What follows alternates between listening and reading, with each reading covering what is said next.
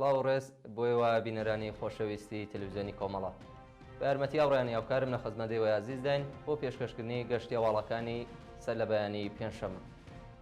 سەردێڕی گرنگترین هەواڵەکان یان لەدەستانی پزیشکێکی خەڵکی پاوە بەهۆی گوشاری کاری. 10 ڕۆژ هەڵمەتی ژینگە پارێزان بۆ کۆنتڕۆڵکردنی ئاگری دارستانەکانی جوانڕۆ. هێرشی هێزەکانی ڕژیم بۆ سەر کۆبوونەوەی خانەنشینکراوانی فەرهەنگی لە تاران. ئیدامەی مانگرتنی کرێکارانی شاغڵ پێترۆشیمی دەماوەند. پەروەندەسازی دەستگای قەزایی بۆ 200 شارۆمەند لە ئیسفەهان. یان لەدەستانی 41 کرێکار لە کوێیت. و خۆپێشاندانی خەڵکی فیلیپین لە بەردەم سەفارەتخانەی چین.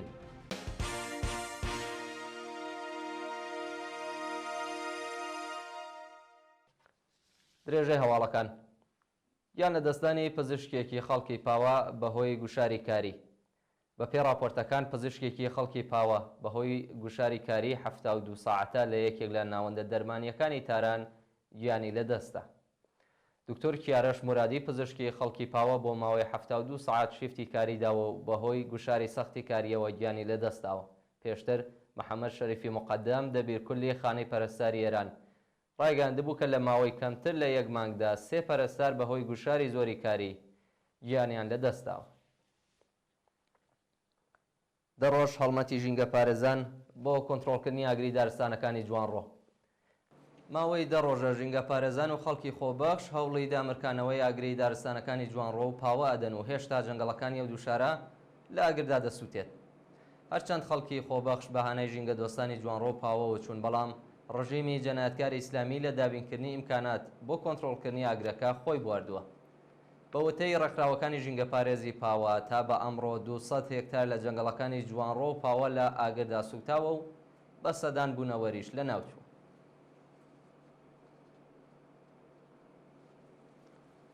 مانگرتن لە خواردنی بەندکراوێک لە زیندانی ورمێ. ماوەی 5 ڕۆژە لوقمان عەبدوڵڵازادە لە ناڕەزایەتی بە گوشاری بەرپرسانی زیندانی ورمێ مانی لە خواردن گرتووە و گیانی لە مەترسیدایە.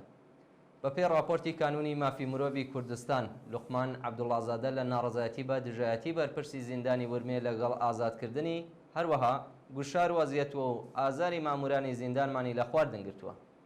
لە ماوەی 5 ڕۆژی ڕابردوودا بەڕێوەبەرایەتی زیندانی ورمێ هیچ بایەخێکی بە داخوازیەکانی لوقمان نەداوە و ئێستا گیانی ناوبراو لە مەترسیدایە. لێدان و ئەشکەنجەی کۆڵبەرێک لە سنووری هەورامان. شەوی دووشەممە 21 جوەزەردان کۆڵبەرێک لە سنووری تەتەی هەورامان لەلایەن هەنگی مەرزی ڕژیمەوە دەست بەسەر و دراوەتە بەر لێدان و ئەشکەنجە. بەپێی راپۆرتی کۆڵبەر نیوز، هێزەکانی ڕژیم لە پازگای ژاڵانەی هەورامان بە شۆکێری بەرقی هێرشیان کردوتە سەر سەرنشینەکانی ئۆتۆمبیلێک و وێڕای شۆفێرەکە کۆڵبەرێکیان داوەتە بەر لێدان و لاقێکیان بە سەختی بریندار کردووە. شانی باسەکە ناسناوی ئەو کۆڵبەرە هێشتا ئاشکرا نەکراوە. هێرشی هێزەکانی ڕژیم بۆ سەر کۆبوونەوەی خانەنشینکراوانی فەرهەنگی لە تاران.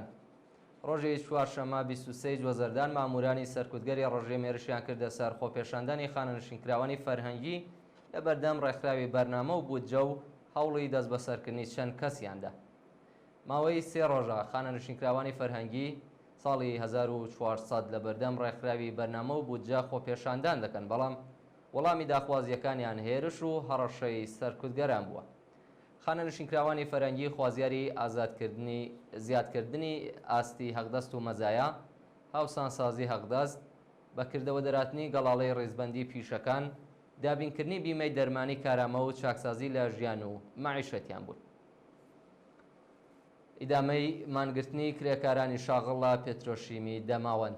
کرێکارانی شاغڵ پێترۆشیمی دەماوەند ڕۆژی چوارشەممە 23 جوەزەردان بۆ سێهەمین ڕۆژی بەردەوام لە ناڕەزایەتی بە جێبەجێنەکردنی داخوازیەکانیان درێژەیان بە مانگرتندا. بە پێی زانیاریەکان بەڕێوەبەرایەتی پێترۆشیمی دەماوەند بە بیانووی قەرزداربوون بە شرکەتی میلی گازی ئێران ماوەی 3 مانگ هەقدەستی کرێکارانی پەرداخت نەکردووە و بەهۆی نەدانی حەقی بیمەی کرێکاران بە ڕێکخراوی تامینی ئیجتیماعی کارەگەرانی ئەو ناوەندە تووشی کێشەی دەرمانی بوون. کرێکاران خوازیاری زیادکردنی 45% ئاستی هەقدەست، جێبەجێکردنی یاسای 14 ڕۆژکار 14 ڕۆژ پشودان، دابینکردنی ئەمنیەتی پیشەیی و ئیمکاناتی ڕەفاهی بوون. دەست لە کارکێشانەوەی کرێکارانی شارەداری لە سەربەندەر. کرێکارانی شارەداری سەربەندەر لە پارێزگای خوزستان ڕۆژی چوارشەمە 23 جوەزەردان لە ناڕەزایەتی بە نەدانی داخوازیەکانیان دەستیان لە کار کێشایەوە و مانیان گرت. بەپێی راپۆرتەکان کرێکارانی شارەداری سەربەندەر ماوەی 3 مانگە ئاغدەستیان وەرنەگرتووە و لە دۆخێکی سەختی مەعیشەتیدا دەژین. هەروەها حەقی بیمەی کرێکاران بە ڕێکخراوی تامینی ئیجتیماعی پەرداخت نەکراوە و کرێکاران تووشی کێشەی دەرمایە بوون. شانی باسە کە بەهۆی مانگرتنی کرێکارانی شارەداری زبڵ و خاشاکێکی زۆر لە شەقام و کۆڵانەکانی ئەو شارە کەڵەکە بووە. گوشاری بەرپرسانی زیندانی زاهدان و ئێڤین بۆ سەربەندکراوان. بە پێی راپۆرتی کانونی مافی مرۆڤ ئێران بەرپرسانی زیندانی زاهدان بەندکراوانی ژنیان ناچار بە بێگاری دەکەن و لە زیندانی ئێڤین بەندکراوان بە فەرمانی بەڕێوەبەرایەتی زیندان لە مافی پەیوەندی تەلەفۆنی لەگەڵ بنەماڵەکانیان بێبەش کراون. بە پێی راپۆرتە بەڕێوەبەرایەتی زیندانی ئێڤین تەلەفۆنی بەندکراوان گوێ دەگرن و لەو ڕێگەیەوە پەروەندە سازیان بۆ دەکەن. کاتێک بەندکراوان ناڕەزایەتی دەرەبڕێن لە مافی پەیوەندی لەگەڵ بنەماڵەکانیان بێبەش دەکرێن. لەلایەکی دیکەوە بەرپرسانی زیندانی زاهیدان بەندکراوانی ژن ناچار بە درومان و میاندوزی دەکەن و بەرهەمەکانیان لە بازاڕدا دەفرۆشن بەبێ ئەوەی سوودێک بە بەندکراوان بگات. هەروەها بەشێکی دیکە لە بەندکراوانی ژن بەبێ لێدانی دەمامک ناچار بە بێگاری و دروستکردنی جلوبەرگی نەخۆشخانە دەکەن و زۆربەی بەندکراوان تووشی دابەزینی ئاستی بینایی و نەخۆشی دیکە بوون. کوشتن و بریندارکردنی چەند شارۆمەند بە بیانۆی پاراستنی ناموس لە ئیرانشار. لە ڕۆژانی ڕابردوودا دوو کچ و کوڕ بە بیانووی پەیوەندی سۆزداری لەلایەن بنەماڵەکانیانەوە کوژراون و چەند کەسی دیکەش لەو پەیوەندیەدا بریندار کراون. بە پێی راپۆرتی کەمپەینی چالاکانی بەلوچ کچ و کوڕێکی خەڵکی خەیرابادی ئێرانشار بە بیانۆی پاراستنی ناموس لەلایەن بنەماڵی کچەکەوە بە چەک کوژراون. هەروەها دوو هاوڵاتی دیکە هەر لەو پەیوەندیەدا بە تەقەی ڕاستەوخۆ بریندار کراون. پەروەندەسازی دەستگای قەزایی بۆ 200 شارۆمەند لە ئیسفەهان. دادستانی گشتی و ئینقلابی ئیسفەهان ڕۆژی چوارشەمە 22 جوەزەردان ڕایگەیاند لە پەیوەندی لەگەڵ مەرگی ئیبراهیم ڕایسیدا پەروەندەسازیان بۆ 200 کەس کردووە.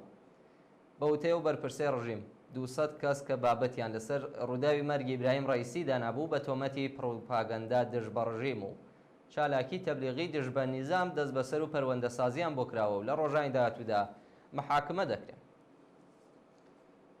گیان لە دەستانی 41 کرێکار لە وڵاتی کوێیت. ڕۆژی چوارشەمە 23 جوەزەردان بەهۆی ئاگرکەوتنەوە لە ساختمانێک لە کوێیت 41 کرێکار گیانیان لەدەستداوە و دەیان کەسی دیکەش بریندار بوون.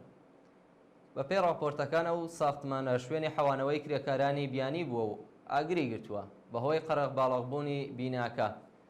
41 کرێکار تووشی هەناسەتەنگی بوون و گیانیان لەدەستداوە و دەیان کرێکاری دیکەش بریندار و ڕەوانەی نەخۆشخانەکراون. و دوایین هەواڵمان سەبارەتە بە خۆپێشاندانی خەڵکی فیلیپین لە بەردەم سەفارەتخانەی وڵاتی چین. ڕۆژی سێشەمە 22 جوەزەردان سەدان شارۆمەندی خەڵکی فیلیپین دژبارەشەکانی چین بۆ سەرە وڵاتە لە بەردەم باڵوێزخانەی چین لە شاری مانیل کۆبوونەتەوە. بە پێی زانیاریەکان کەشتیە جەنگیەکانی چین بەردەوام لە دەوروبەری سنوورە ئاویەکانی فیلیپین مانۆڕەدەن و ئازاری کەشتیەکانی ئەو وڵاتە دەدەن و دارایەکانیان زەوت دەکەن. چین و فیلیپین لەسەر سنووراویەکانی هەردوو وڵات ناکۆکن و چەند ساڵەکە چین هەڕەشەی ڕیشی نظامی بۆ سەر فیلیپین و داگیرکردنی ژمارەیەک لە دوورگەکانی وڵاتە دەکات. ڕۆژی سێشەمە خەڵکی فیلیپین لە بەردەم سەفارەتی چین لە شاری مانیل کۆبوونەوە و خوازیاری ڕاگررتنی سربەخۆیی وڵاتەکەیان لە بەرامبەر هەڕەشە نظامیەکانی چین بوون. بینەرانی خۆشەویست گەشتی هەواڵەکانتان پێشکەش کرا. کات و ساتێکی خۆش بۆ هەموو لایەکە.